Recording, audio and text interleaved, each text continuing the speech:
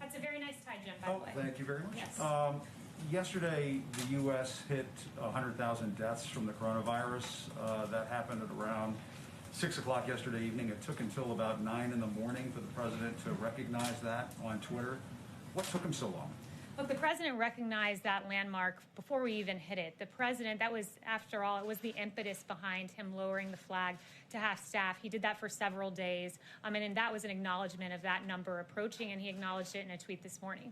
But we hit 100,000 yesterday evening, and it took 13 hours, some odd hours, for him to recognize that and tweet about it. And far in advance of that benchmark, as I noted, he lowered the flag to half-staff. The president has said, you mentioned 100,000, but the president has said one death is too many. He takes this very seriously. He said before, this is the hardest part of his presidency. It's something that no one wanted to see happen. And on Twitter, shouldn't the president be fact-checked, especially this president who has made so many false and misleading statements that it has put, he's uttered some 18,000 false or misleading statements, according to the Washington Post. If there's any president out there who should be fact-checked, any political leader out there should be fact-checked, isn't it President Trump? And aren't you trying to silence fact-checking by going after Twitter like this?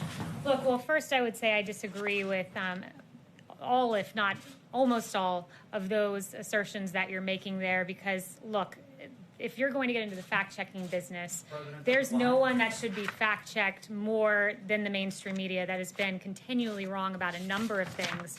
To give you a list of some of the most egregious ones, that ABC News in December of 2017 falsely reported that Flynn would testify that the president directed him during the campaign to make contact with the Russians. That was false. In 2017, your network, CNN, botched their WikiLeaks email exclusive and were forced to make on-air corrections.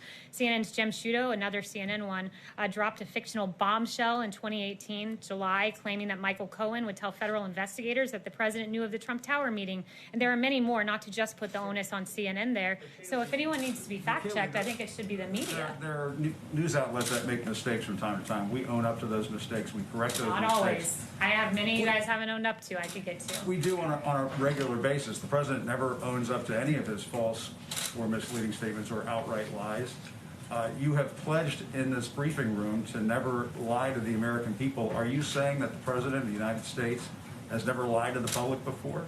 I'm around the president. His intent is always to give truthful information to the American people. And you mentioned that the media apologizes for their mistruths. I mean, I'm sitting here looking at other headlines in the New York Times saying there aren't enough ventilators to cope with the coronavirus. In fact, we had an excess of ventilators we've shipped around the world. Washington Post, U.S. health system is showing why it's not ready for a coronavirus pandemic. We were ready. There's many more I could get to. I could, on the coronavirus specifically, I could spend the time going through these, but I don't think that's what the American people want to hear.